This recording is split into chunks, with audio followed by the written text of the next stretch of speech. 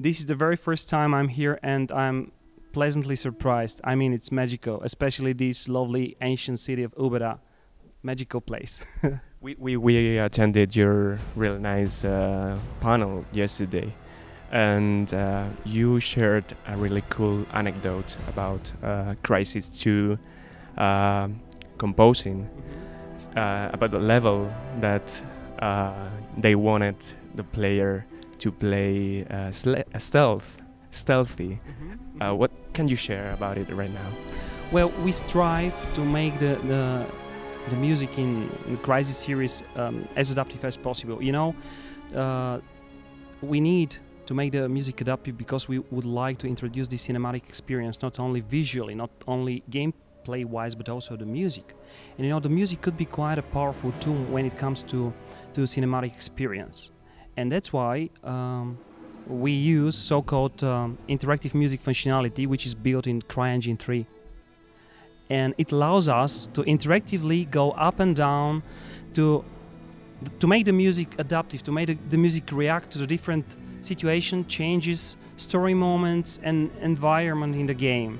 And one of the examples I gave yesterday was, for instance, if you would like to use stealth approach, or not just grab the big gun and shoot everybody on your way, the music should adapt and should support this very choice of yours. Because imagine if you decide to hide in the shadows, but the music is really heroic and dramatic, this would totally ruin your immersion as a player, right? So basically, in a nutshell, the main idea is to support the player's decisions, to support the way the player prefers to approach the game. So if you would like to play like a Rambo with the biggest gun out there, the choice is yours. But if you like to stay in the shadows with just a knife in your hand, the music is going to support this decision of yours. It was a collaboration with the level designer, which is pretty cool that the game composer can collaborate and add his touch to that. It was with him, right? Yeah, absolutely. I believe that this is essential. I mean, every video game composer needs to keep in touch, to stay close with the game directors, with the game designers, because you know these are the people who create the video game. They are, and we need to stay in touch and to support their vision, their approach, as much as possible. And one of the examples probably you remember from yesterday was that sometimes the music, the interactive music, could be a very powerful supportive tool for the game design. For instance, if the game designer or the game director would like to introduce a specific gameplay style, if the level was initially designed for a stealth approach, the music could be a really nice tool to support this design. For instance, to invite. For instance, if we play a nice introduction music piece which suggests stealth gameplay, it gently pushes the player towards this very style. You remember the name of that level? Several levels, it's not just one. Okay. And you know, I was really and it was a real success, because later on when I was following the comments, you know, because it's very important for me to stay in touch also with my fellow gamers. And not just be disconnected. And when I was reading some comments in our community boards and watching the YouTube videos that the people were sharing with each other, I was pleasantly surprised to find out that the people enjoyed this adaptive approach. And there were some people who said that the music made them play the entire level stealth. Only because of the music, that made me happy, and that gave us confidence that that was the right way to go on. And just a little hint for some of our future projects, we decided to go even further in that direction, and now the music in the project that we are currently working on will be even more adaptive and even more interactive. Okay. In that regard. Okay.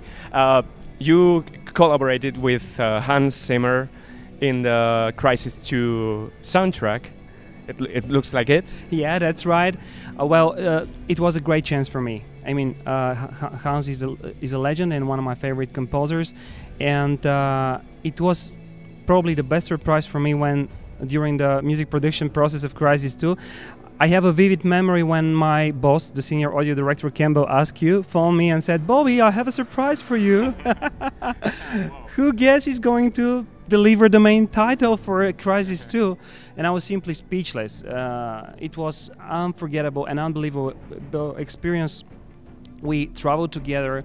We had a chance to have a look around in this legendary studio of remote control, which is simply a museum of music history. It looks like there is a current Hans Zimmer trend, like everyone is trying to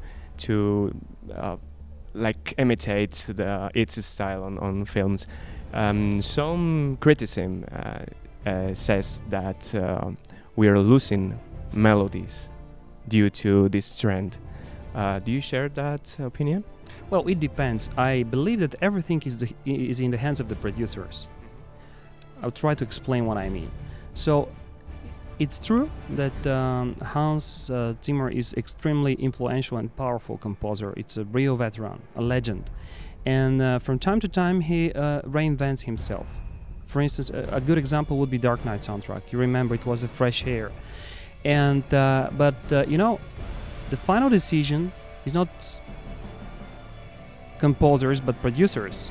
So if you would like to follow this new trend introduced by one of the legends like John Williams or Hans Zimmer, okay, feel free to do so. But if you would like to be brave, to be inventive, and to come up with something new, fresh, and to stand a little bit out of the crowd, then you can do this. So I don't exactly agree that everybody follows because we have to follow these trends introduced. It's a decision of ours, and that's why, for example, while we were working with Hans, I was very happy that first I have the chance to select the music direction. We finished the score, we finished the main body of the score the way we wanted it to be, and then we went to Hollywood to meet Hans. You know, this way we made a process completely different, which was really nice because we managed to achieve varied and huge interactive score, and at the end Hans Zimmer gave these frames, you know, with these powerful main titles, adding this Hollywood quality he's known for. Great. So before Crysis 2, you worked mainly with fantasy, concept fantasy games and fantasy productions.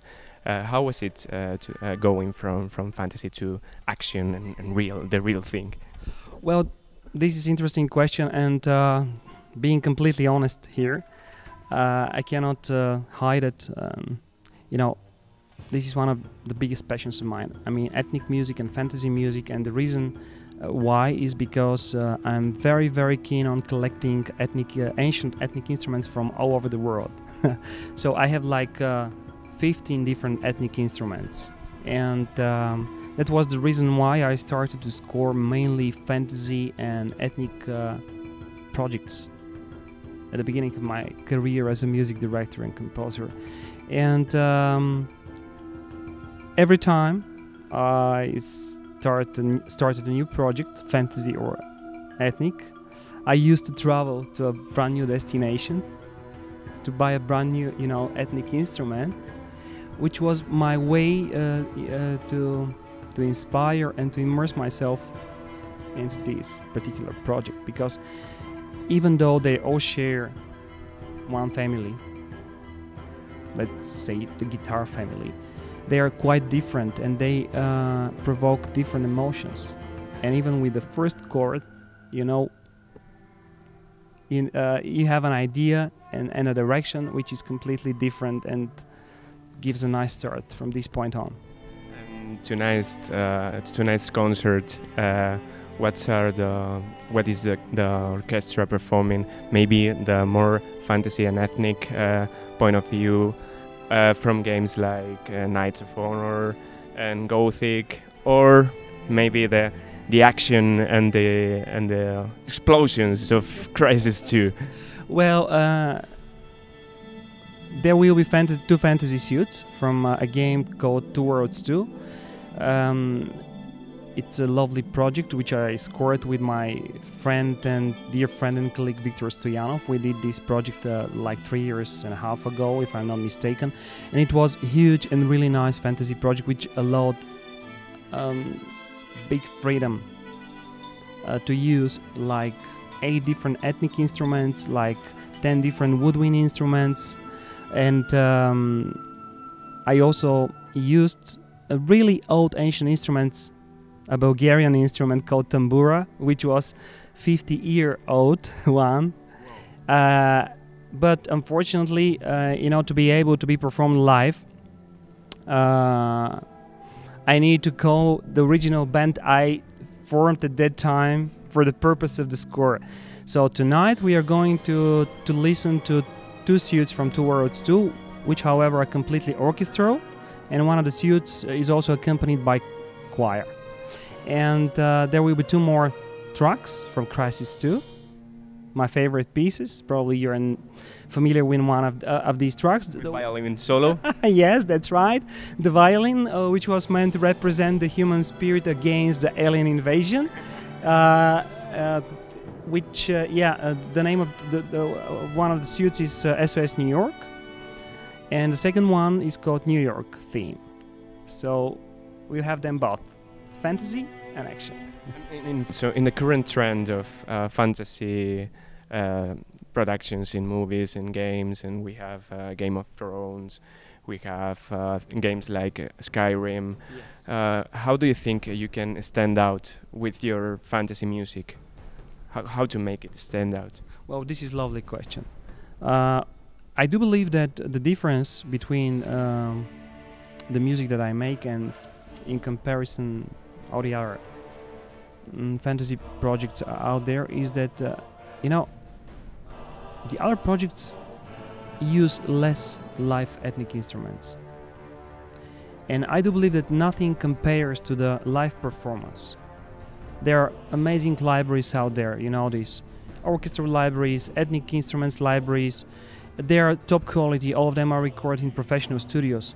But personally, I do believe that nothing compares to the live performance, to the passion which the live performer adds to your own composition. And even if it's not played in a perfect way, it feels nice, it feels natural, because you can sense the nature of an instrument. You know what I mean? So to go back to your question, my secret, or rather trademark, is the live performance. So I strive to use ethnic instruments every time the project allows it, no matter if it's ethnic fantasy or a modern score. Sometimes, it's really nice to use ethnic instruments in a completely modern score, and giving it interesting flavor. Great. So, we're getting to feel that secret tonight, because it's a live performance, and looking forward to it. Thank you very much. You're welcome. It was a pleasure. Thank you, guys.